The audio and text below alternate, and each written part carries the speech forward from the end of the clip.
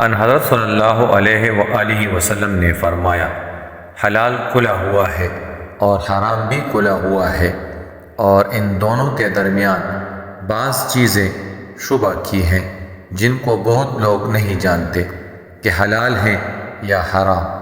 پھر جو کوئی شبہ کی چیزوں سے بھی بچ گیا اس نے اپنے دین اور عزت کو بچا لیا، اور جو کوئی ان شبے کی چیزوں میں پڑ گیا اس کی مثال اس چرواہے کی ہے جو شاہی محفوظ چراگاہ کے آس پاس اپنے جانوروں کو چرائے۔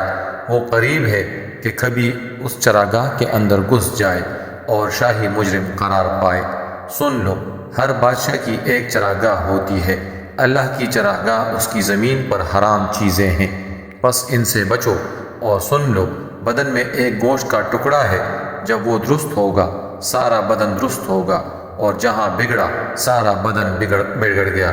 سن لو، وہ ٹکڑا آدمی کا دل ہے۔ صحیح بخاری حدیث نمبر 52۔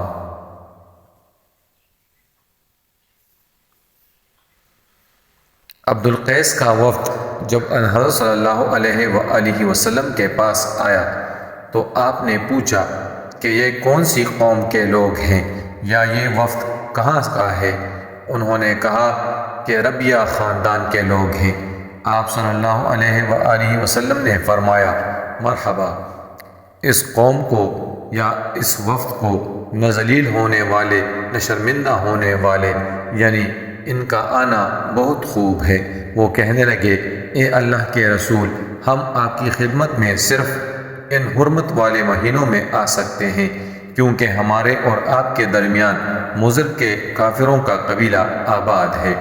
بس آپ ہم کو ایک ایسی قطعی بات بتلا دیجئے جس کی خبر ہم اپنے پچھلے لوگوں کو بھی کر دیں جو یہاں نہیں آئے، اور اس پر عمل درآمد کر کے ہم جنت میں داخل ہو جائیں۔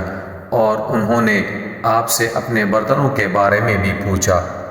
آپ صلی اللہ علیہ وآلہ وسلم نے ان کو 4 باتوں کا حکم دیا اور 4 قسم کے برتنوں کو استعمال میں لانے سے منع فرمایا۔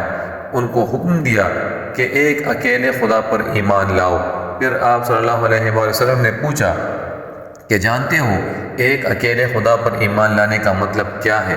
انہوں نے کہا کہ اللہ اور اس کے رسول ہی کو معلوم ہے۔ آپ نے فرمایا کہ اس بات کی گواہی دینا کہ اللہ کے سوا کوئی معبود نہیں، اور یہ کہ حضرت محمد صلی اللہ علیہ وآلہ وسلم اس کے سچے رسول ہیں، اور نماز قائم کرنا اور زکوٰۃ ادا کرنا اور رمضان کے روزے رکھنا اور مال غنیمت سے جو ملے اس کا 5واں حصہ مسلمانوں کے بیت المال میں داخل کرنا۔